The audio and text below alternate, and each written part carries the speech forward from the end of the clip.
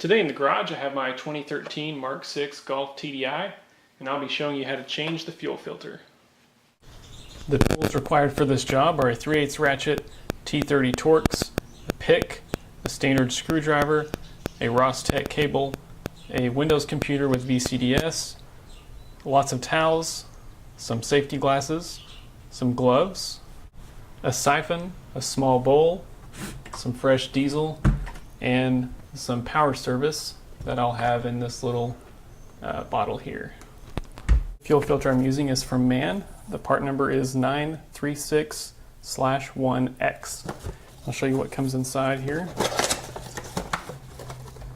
And the filter itself, it only goes in one way with the green O-ring facing up in the canister. And then it comes with a new O-ring for the fuel filter canister lid. So start by cleaning off the entire canister lid just to make sure there's no dirt that can fall down inside the canister housing itself, or the fuel filter housing itself. And then you'll remove these 5 T30 Torx screws, and then we can remove the old filter.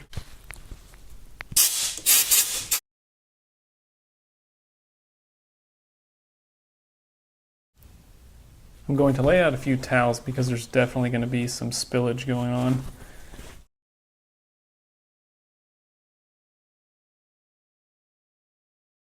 And you also might want to grab a small little bucket to put the old filter in once you take it out.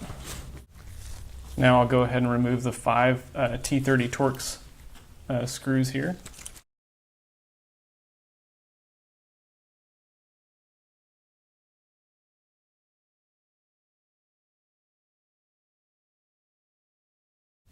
From here you can use your screwdriver to carefully pry open the top of the lid.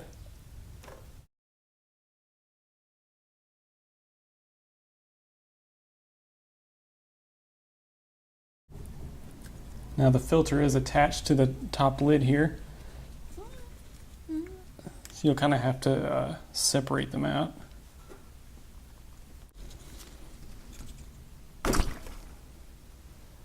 There we go.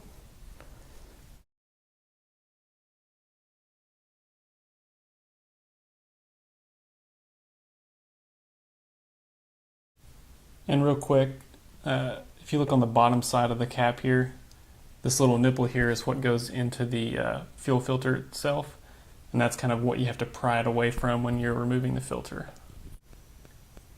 One thing you always want to check every time you change the filter is just to make sure there isn't a bunch of metal flakes or anything in the bottom of the canister.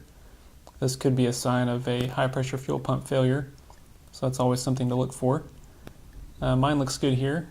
The car has 60,000 miles on it, and I've changed the fuel filter every 20,000 miles. And one other place you might want to check for metal flakes is on the top of the old filter. There's a little bit of junk on top of this one, but I'm not seeing anything shiny or metallic or anything like that, which is good. Okay, so from here there are a couple options. The first is to just throw in a new filter and replace the O-ring on the cap here. The second is to drain the housing so we can get it nice and clean, and then fill it with fresh diesel before putting the new filter in. I'm going to show you the latter. So I have a siphon pump here. I'm going to remove the small amount of diesel that's still left in the canister, wipe it out, clean it out real good, and then refill it with fresh diesel.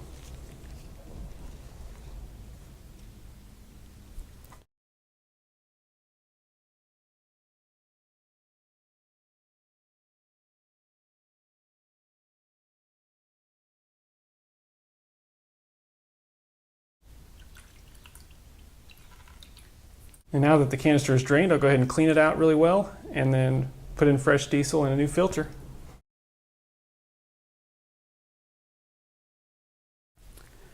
Next, I'll go ahead and remove the old O-ring off of the housing cap.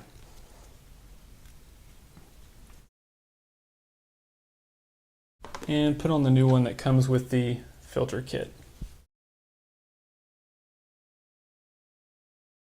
And it's a good idea to kind of lubricate that O-ring with a little bit of diesel here. That way it just slides onto the canister nice and easy. From here, I'm going to partially fill the canister with some fresh diesel.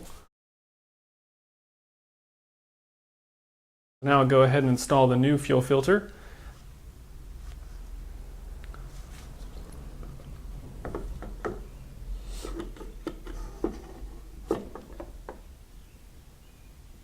And then top it off with a little bit of power service.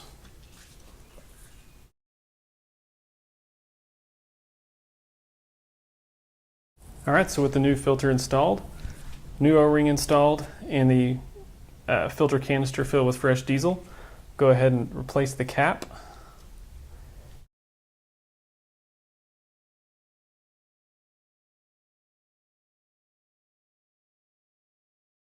So now we'll go ahead and reinstall the Torx screws.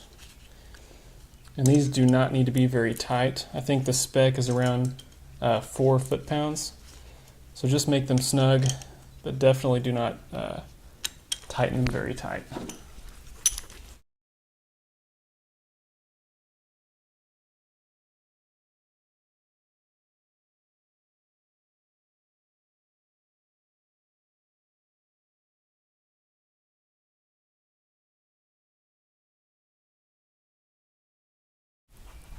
Alright, from here we can now prime the fuel system and you'll be good to go.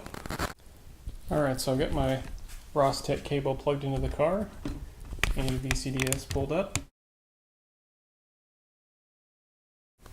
And select control module, engine,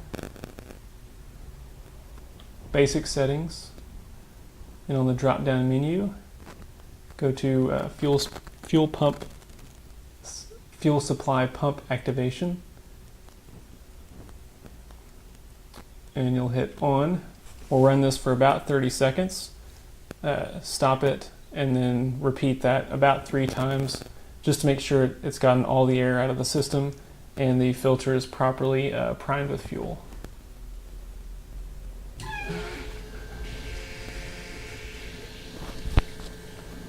Here's some bubbling there.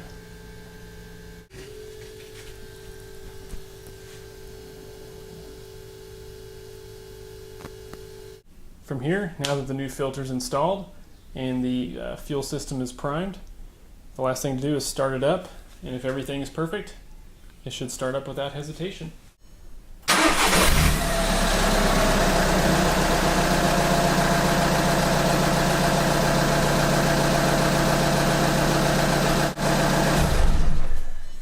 And that's all there is to it.